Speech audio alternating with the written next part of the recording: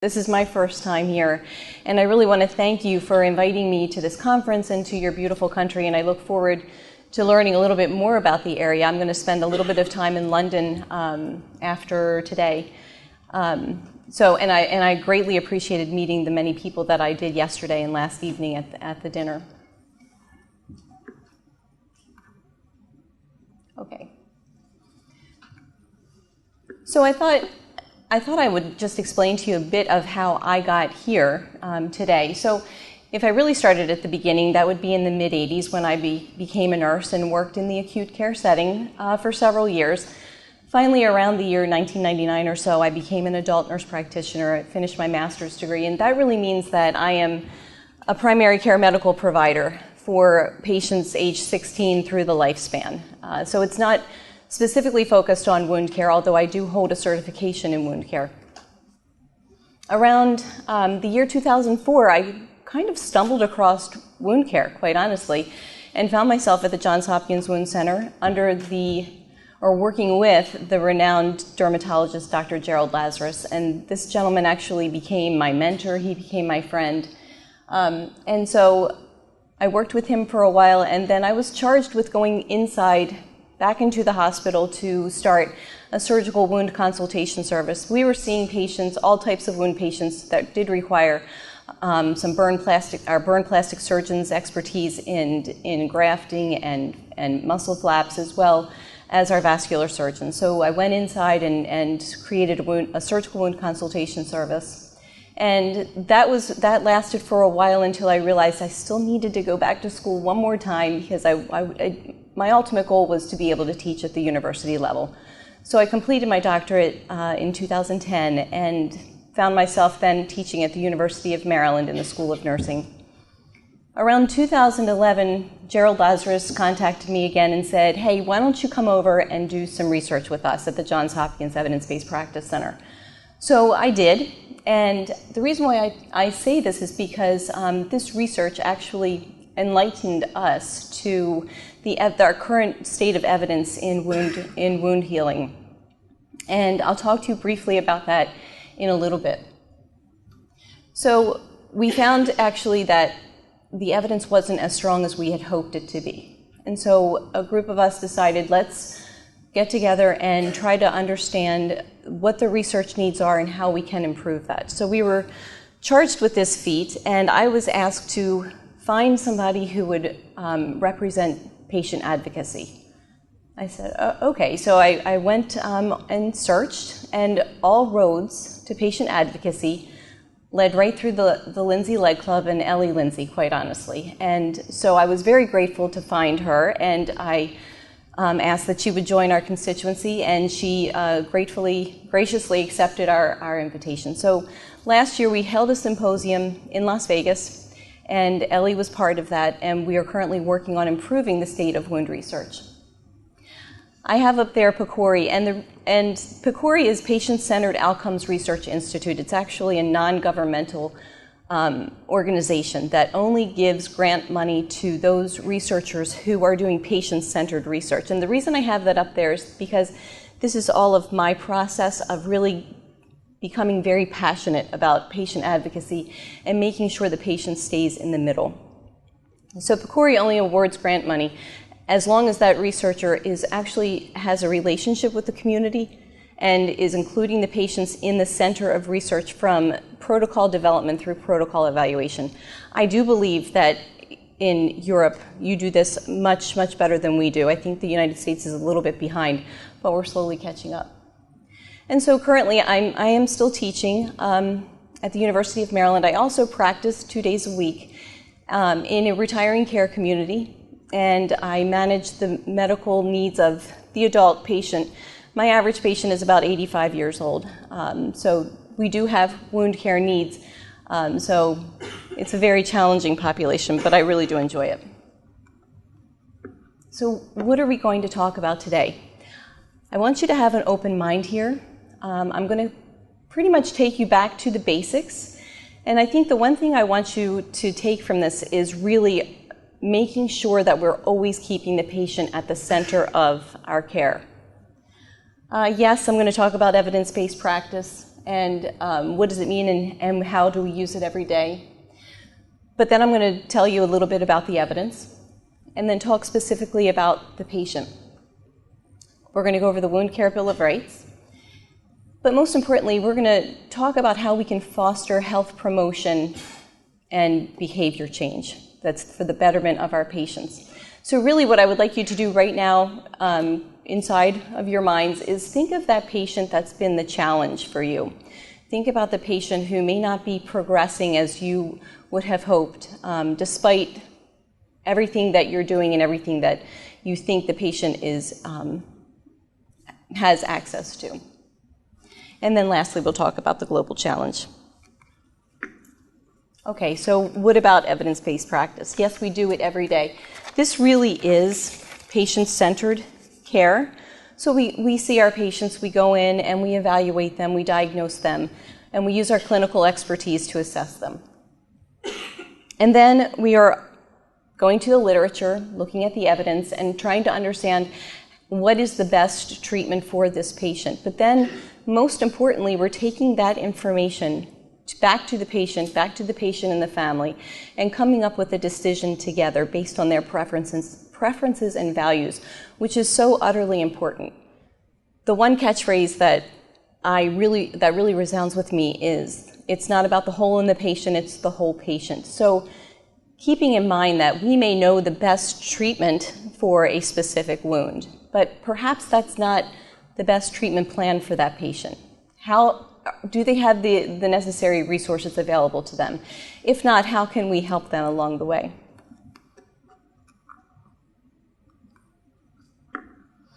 And what about the evidence? So I did mention to you about this research that we started at Hopkins. In 2013, we completed a comparative effectiveness review on the treatments of venous leg ulcers, and we looked at we compared essentially advanced wound dressings, antibiotics, and vascular surgery to the gold standard of compression. We started out with over 10,000 clinical trials that we evaluated, and just 66 of them were analyzable based on our criteria. And that's 0.06% of all evidence that was published between 1980 and 2012. And this was really due to the insufficient level of evidence generated by these studies. We found that there was poor study design, poor execution of study design, and there lacked standardization.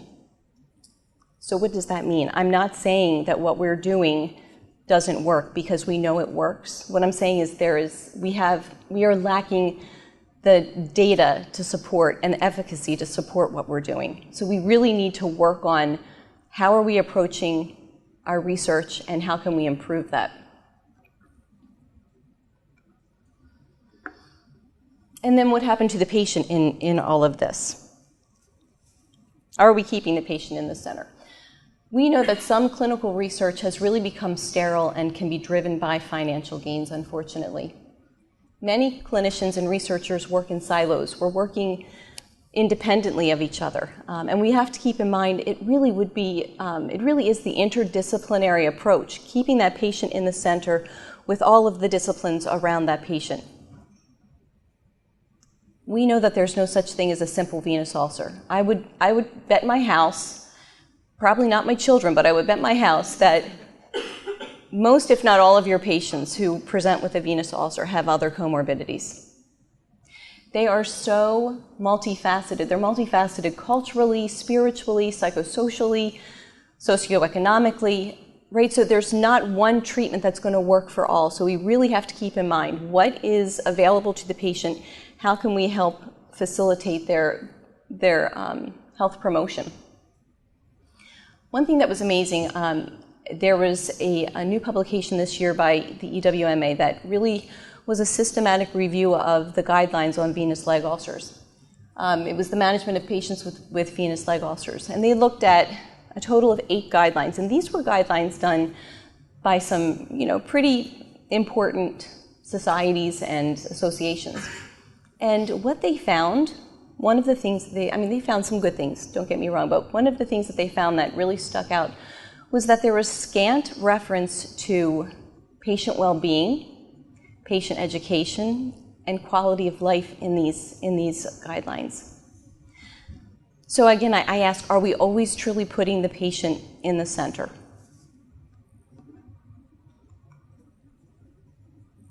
The Wound Care Patient Bill of Rights.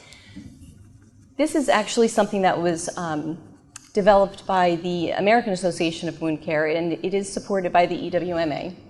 What I find interesting about this is how well it actually aligns with the aims and objectives of the Lead Club.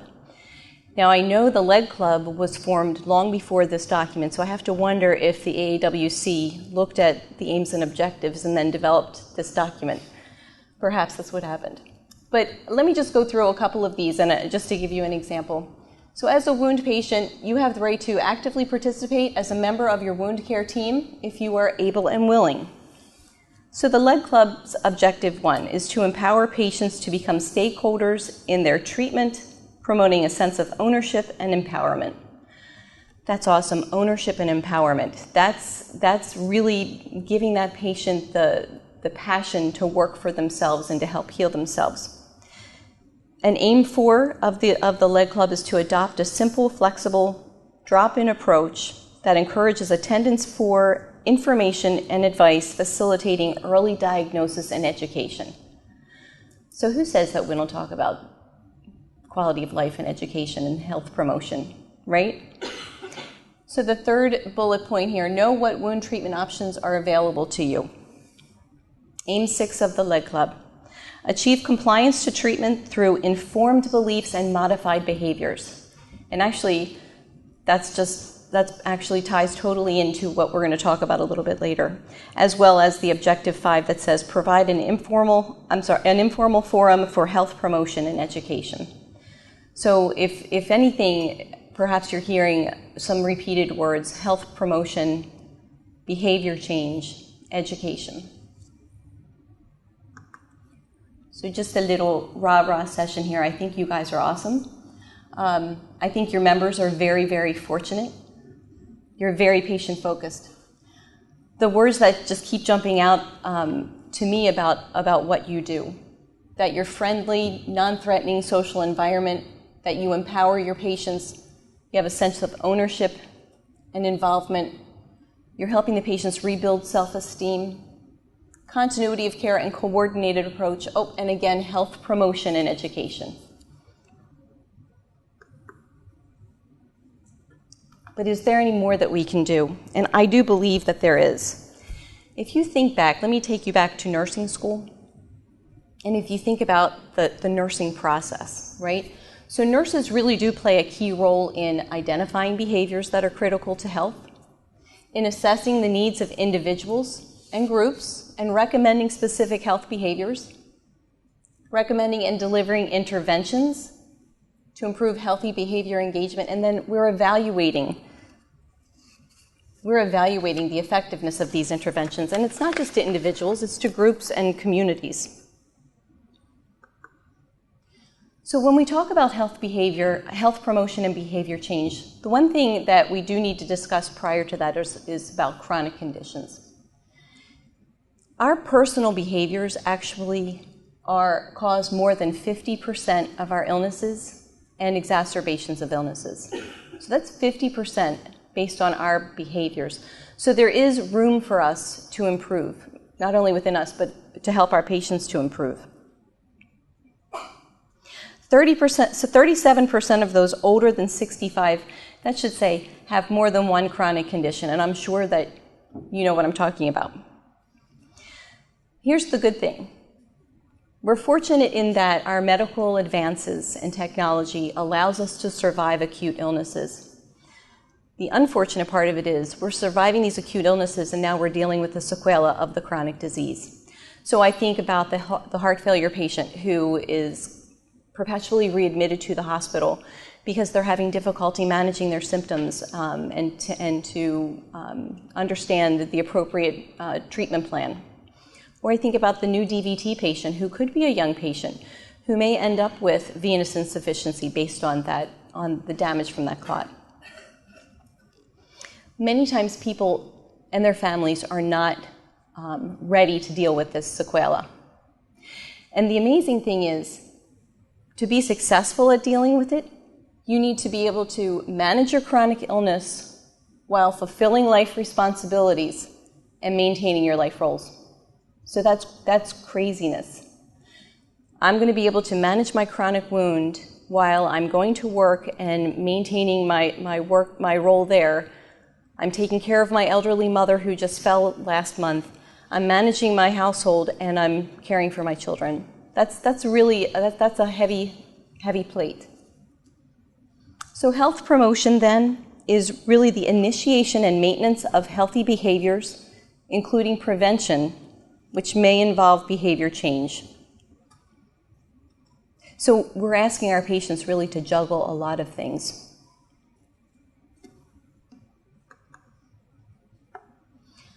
So some new approaches to health promotion and behavior change. Health promotion activities can be directed at individuals, families, and communities. They can focus on multiple behaviors simultaneously. But we really need to be sensitive to individualism and resources available to the patient. One example I can give you is back home in Baltimore City. I work in Baltimore City. We have some really desolate areas within the city, and there are places called food deserts where there is an area of several square miles where there's no grocery store. And so I can talk to my patient until I can't talk anymore about this is the appropriate diet, make sure you're eating green leafy vegetables, make sure you lower your sodium content. But if they don't have access to that food, to the healthy, good food in a market, then they are going to be going to the fast food chains to buy inexpensive, unhealthy food. So just things to realize, to keep in mind about when we're putting our patients in the center, we have to realize what is available to them. So health promotion and behavior changes can be delivered by a layperson or by a healthcare provider. And they can occur in many different settings, as you know. It doesn't need to be in a clinic or a hospital. It can be in a community or in a church or wherever.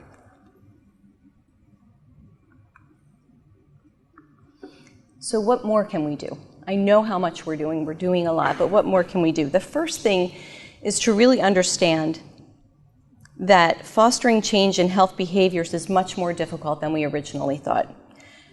I think many times as providers, we think, well, if I just show them the compelling evidence, if they do X, then it'll lead to Y and Z. And really the answer is that just imparting knowledge does not create and maintain behavior change, usually.